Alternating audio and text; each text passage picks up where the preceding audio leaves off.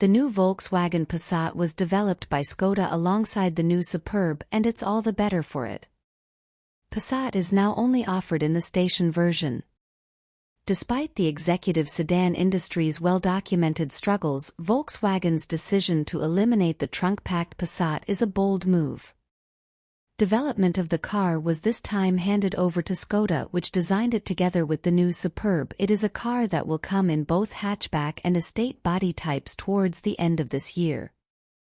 The Passat hasn't stood out much since the grille-less third-generation B3 model, and at first glance the new car appears to retain the car's traditional understated appeal.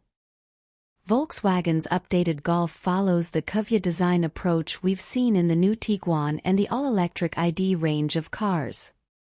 This, together with the lower roofline compared to the previous model, means that the Passat has a relatively low drag coefficient of 0.25 CD compared to the previous 0.31 CD.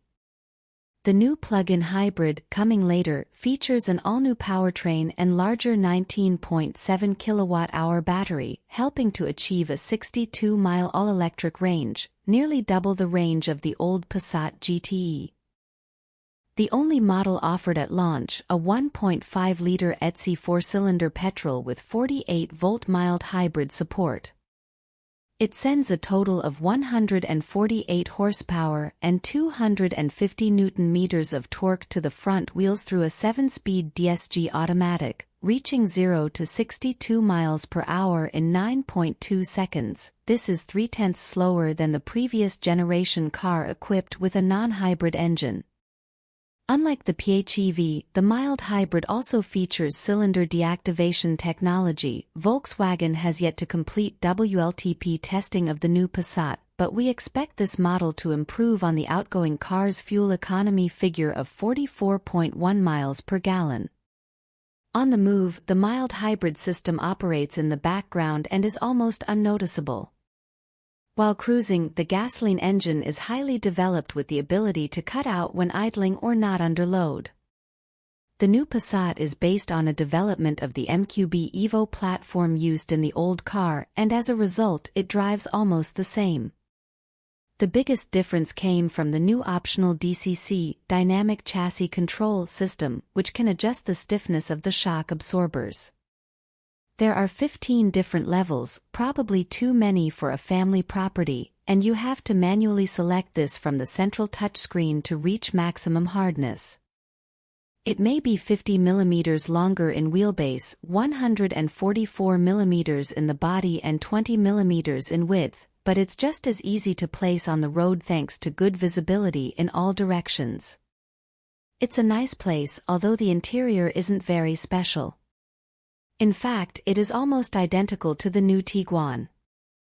The Elegance model came with a panoramic roof and massaging seats, but entry-level Life models still come with tri-zone climate control, a power liftgate, adaptive cruise control, and a rear-view camera. The new 15-inch central touchscreen takes up most of the instrument panel. It is the same unit we saw in ID.7. It's a responsive and easy-to-understand system, though some of the customizable shortcut widgets could be a bit larger.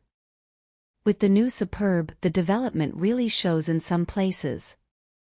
Instead, the Passat uses a touch slider below the main screen. This is at least backlit now, but it's still not our favorite feature. Fortunately, Volkswagen has reverted to physical switches on the steering wheel. Another big benefit of using Skoda's know-how for the new Passat is the size of the space. In addition to clever storage spots such as pockets behind the front seats, the rear legroom on offer isn't bad at all in a Mercedes S-Class. The massive 690-liter boot also matches that of the Superb, expanding to 1,920 liters with the rear seats down. The new Passat's base life trim starts at 38,480 pounds, with the Elegance car starting at 41,580 pounds. Prices for the top spec R-Line, there will be no Hot R model, start from 42,830 pounds.